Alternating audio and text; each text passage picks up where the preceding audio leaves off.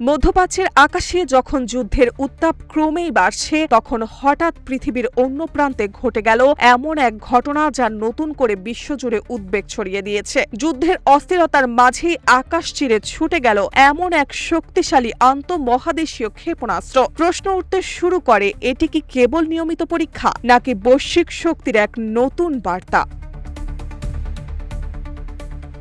মধ্যপ্রাচ্যের যুদ্ধের উত্তেজনা যখন তুঙ্গে এবং সংঘাত ষষ্ঠ দিনে গড়িয়েছে, ঠিক তখনই মার্কিন যুক্তরাষ্ট্রের পারমাণবিক সক্ষমতা সম্পূর্ণ মিনিটম্যান-3 আন্তঃমহাদেশীয় ব্যালিস্টিক ক্ষেপণাস্ত্রের পরীক্ষামূলক উৎক্ষেপণ নতুন করে উদ্বেগ ও আশঙ্কা বাড়িয়েছে।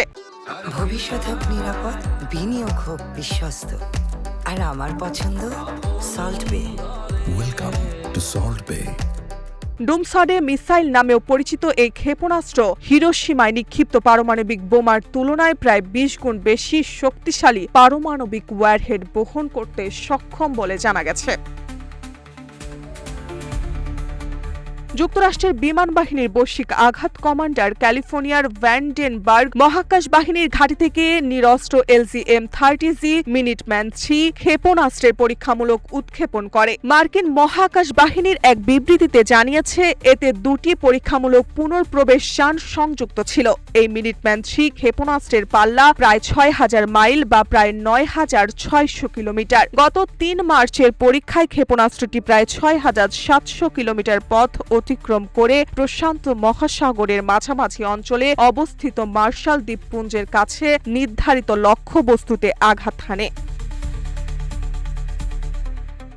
এই পরীক্ষার পর যুক্তরাষ্ট্রের ব্যালিস্টিক ক্ষেপণাস্ত্র কর্মসূচি নিয়ে আন্তর্জাতিক মহলে নতুন করে উদ্বেগ ও আতঙ্ক ছড়িয়ে পড়েছে। তবে মার্কিন মহাকাশ বাহিনী জানিয়েছে, GT-255 নামে চিহ্নিত এই পরীক্ষামূলক ক্ষেপণাস্ত্র উৎক্ষেপণ দীর্ঘদিন ধরে চলা নিয়মিত মূল্যায়ন কর্মসূচির অংশ।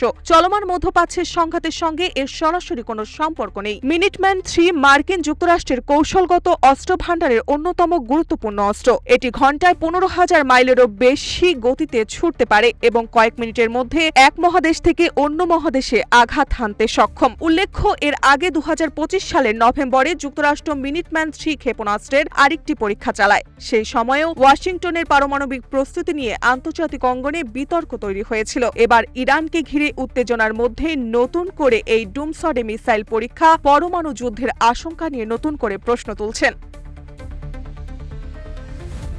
মার্কিন যুক্তরাষ্ট্রের পারমাণবিক অস্ত্র ভাণ্ডারের অন্যতম বিধ্বংসী অস্ত্র হওয়ায় মিনিটম্যান-3কে ডুমসডে মিসাইল বলা হয়। এটি হিরোশিমায় নিক্ষিপ্ত পারমাণবিক বোমার তুলনায় প্রায় 20 গুণ বেশি শক্তিশালী পারমাণবিক ওয়ারহেড বহন করতে সক্ষম।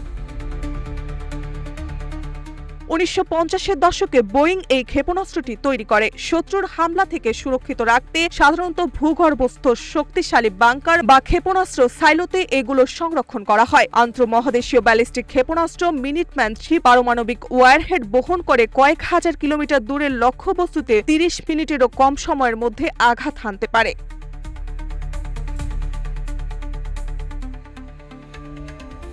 এই ক্ষেপণাস্ত্রে রয়েছে একাধিক সশস্ত্র লক্ষ্যভেদী পুনঃপ্রবেশ যান প্রযুক্তি। এর ফলে একটি ক্ষেপণাস্ত্র থেকেই একাধিক পৃথক লক্ষ্যবস্তুতে আঘাত হানা সম্ভব। মিনিটম্যান-3 সর্বোচ্চ প্রায় 28,400 কিলোমিটার প্রতি ঘণ্টায় গতিতে চলতে পারে এবং 9,600 কিলোমিটারেরও বেশি দূরত্ব অতিক্রম করতে সক্ষম।